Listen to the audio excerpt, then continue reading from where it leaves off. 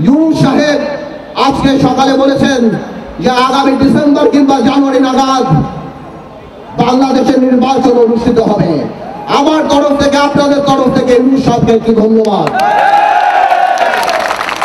তবে কিছু কথা খোলাখুলি বলে দিতে চাই ইউনূস সাহেব আপনাকে এবং আপনার সরকারকে।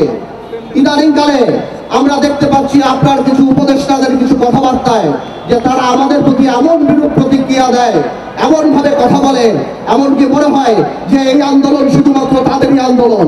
আমার ভাইয়েরা, তোমরা আমার যে বয়সে ছোট, আমি তুমি করেই বলি, সরকার নামানো আর সরকার চালানো এক কথা না। ভাইয়েরা, তোমাদের মনে রাখতে হবে, তোমরা হয়তো 10 বলে 20 রান করেছো, কিন্তু 180 রান বাংলাদেশের মানুষ করেছে 17 বছর।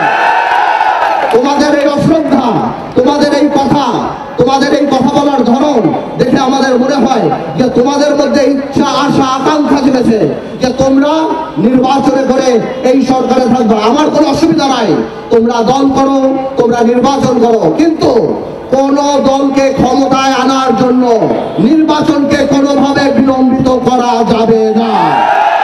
বাংলাদেশের মানুষ 17 বছর ভোট দেয় নাই। আমরা জনগণের কথা বলি, তোমরা যদি কোনোভাবেও এই সরকারকে প্রভাবিত করার চেষ্টা করো নির্বাচন বিলম্বিত করার জন্য, তাহলে মনে রাখতে হবে যে তোমরা সাধারণ মানুষের বিরুদ্ধে অবস্থান করছো। আর সাধারণ মানুষের বিরুদ্ধে অবস্থান করলে আমার ভাইয়ের একটা কথা পরিষ্কার, শেখ হাসিনা বা আওয়ামী লীগ সরকারের কিন্তু 17 বছরের মাথা খারাপ হয়ে গেছে। তোমাদের মাথা খারাপ হতে 17 মিনিট সময় লাগবে না ভাই।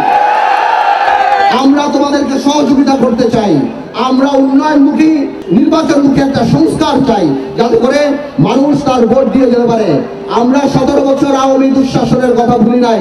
আমাদের এখনো মনে পড়ে 3টা ভোট কিভাবে তারা মানুষের গলায় পাড়া দিয়ে গণতন্ত্রকে হত্যা করে তারা সেখানে এক জায়গায় বসেছিল।